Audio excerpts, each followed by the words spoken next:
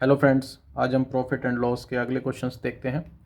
तो हमारा यहाँ पे फर्स्ट क्वेश्चन है, एक वस्तु का विक्रय मूल्य इसके क्रय मूल्य का 4/3 गुना है।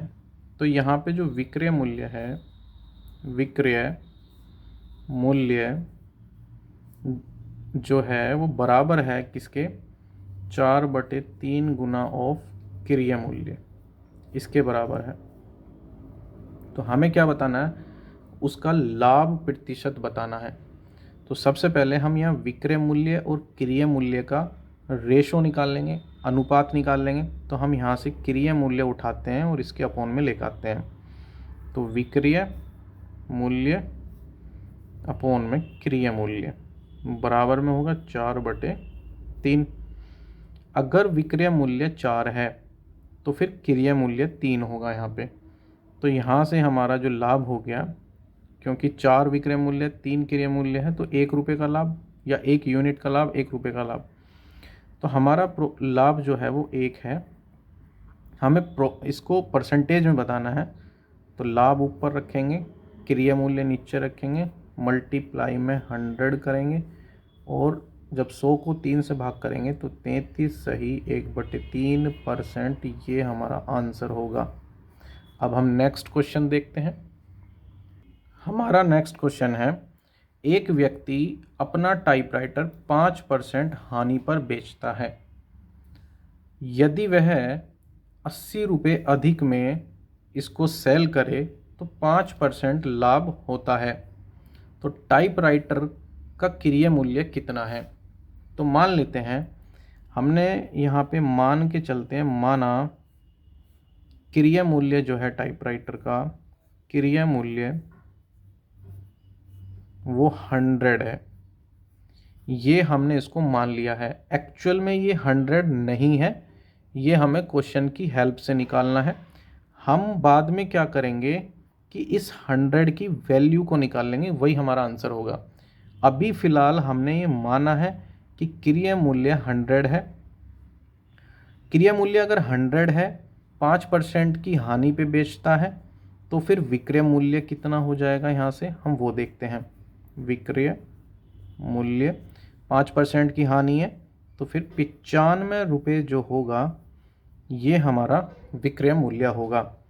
लेकिन वो कुछ ऐसे करता है, विक्रय मूल्य को 80 रुपये बढ़ा देता है। मतलब यहाँ पे 80 रुपीज़ का इंक्रीमेंट कर देता है, इंक्रीज़ कर देता है 80 रुपये। तो 5% का लाभ होता है।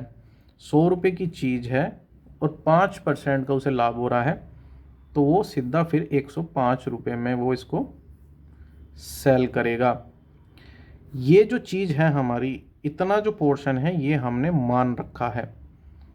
तो हम क्या करेंगे, पहले 95 रुपये में बेच रहा था, अब 105 में बेच रहा है, तो विक्रय मूल्य में कितना डिफरेंस आया, 10 का डिफरेंस आया। 10 का जो डिफरेंस है, ये डिफरेंस इस वजह से आया क्योंकि उसने यहाँ पे क्वेश्चन के हिसाब से 80 रुपये इंक्रीज करा है विक्रय मूल्य को। क्वेश्चन के हिसाब से उसने 80 रुपये बढ़ाया है विक्रय मूल्य, लेकिन जो हमने मान रखा उसके हिसाब से कितना इंक्रीज हुआ है, 10। तो ये जो 10 की वैल्यू है ये 80 के बराबर हो जाएगी। तो 1 की वैल्यू यहाँ से 8 के बराबर होगी। 10 8 80, 1 की वैल्यू 8 के बराबर। अगर 1 की वैल्यू 1 यूनिट कहते हैं हम, 1 की वैल्यू 8 के बराबर है, 8 रुपये की, तो 100 की वैल्यू कितने के बराबर होगी, तो 100 गुना 8। तो ये हमारा एक्चुअल क्रय मूल्य है। ये जो क्रय मूल्य था ये हमने सिर्फ क्वेश्चन को सॉल्व करने के लिए मान लिया था। तो हमारा क्रय मूल्य आया 800 रुपये। यही हमारा आंसर है। नेक्स्ट क्वेश्चन देखते हैं। हमारा नेक्स्ट क्वेश्चन है, एक व्यक्ति किसी वस्तु को 20% हानि पर बेचता है। माना, क्वेश्चन के अंदर हम वैसे ही करेंगे, माना क्रय मूल्य 100 है, 100 मतलब 100 यूनिट कह दो, तो हम इसे 100 बोल दिया हमने, क्रय मूल्य 100 है। अब वो क्या कर रहा है, 20% हानि पे बेचता है, तो विक्रय मूल्य कितना हो जाएगा, 80। तो विक्रय मूल्य हमारा, क्योंकि 20% हानि है, 100 को 20 कम कर दिया तो 80 हो गया।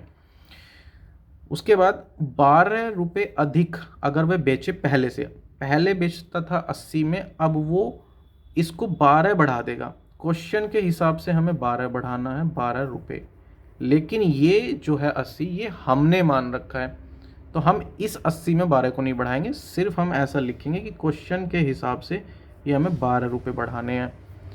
तो फिर यहाँ पे 10% लाभ होता है, तो 100 रुपये की चीज़ पे 10% लाभ करना है, तो ये 110 रुपये में सेल होगी।